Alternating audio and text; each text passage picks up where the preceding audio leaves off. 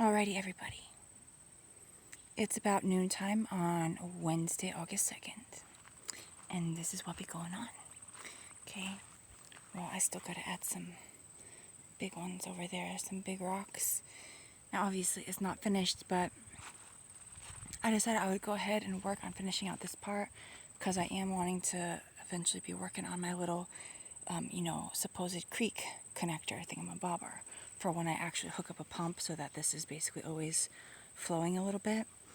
So that's down the road, but anyways, what I had to do is, you guys might remember there was a big dip here, and I was like, okay, well that might be nice to have a secondary little mini pond thing over there, but the problem was that it was too deep.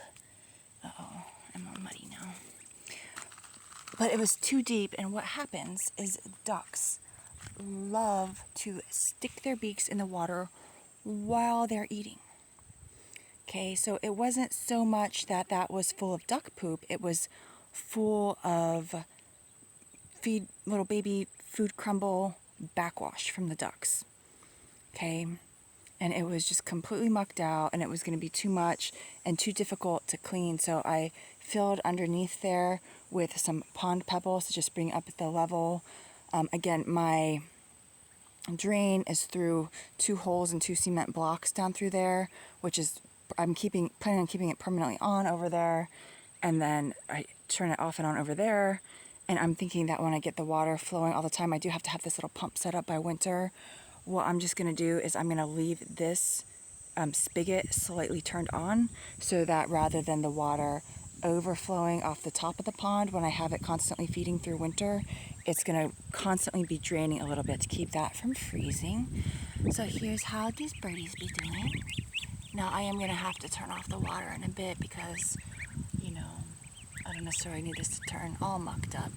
But yeah, I've just been filling it with clay and rocks. I had a lot of pond pebbles left up that I had gotten for the lower duck scuttle pond that I actually didn't use. I ended up using like pea pebbles down there. So we'll see. Ideally, when I get the other little inline pump running from the artesian well most of the year, this is going to always be flowing again. But we'll see how that goes. It's probably not going to be flowing all year around because, again, my artesian well only flows about 3/4 of the year up to where it exits into the basement. So I don't know. We'll see how it goes. I do want to try to stress test my water table sometime. This isn't really the right year to do it though because we've been getting tons and tons of rain. Tons of rain. Look at these guys. So much happy. So much happy. And they love just having little puddles and stuff. So again, I have a bunch of pond liner over there that I need to cut up. I'm debating on whether or not I'm actually even going to do the landscape fabric liner underneath the pond liner that I do for the little creek here.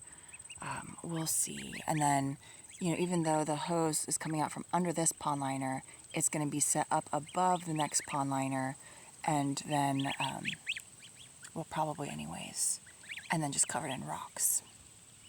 So we'll see how it goes.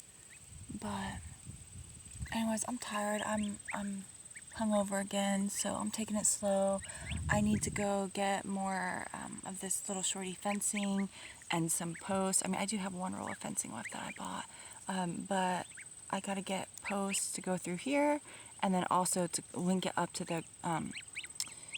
the garage is what I'm gonna do. So this is just gonna be like one of their spaces, and then eventually I'll link up and do the fencing down the hill of the frontage, and that will be like a really big forage area for them. And I do want to put in a pond down there eventually, but we'll see how it goes.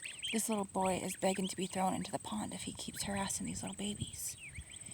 It's so funny. When I went out to let them out this morning, he was sleeping right outside of their coop door on top of the little bed of straw.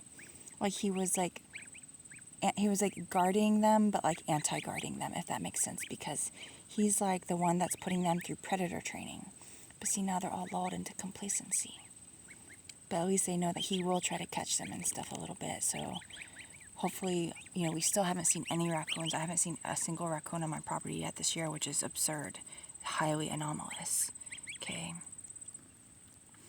So hopefully once a raccoon or possum does come strolling around, they'll be cautious, but we'll see. Okay, because he's being a troublemaker.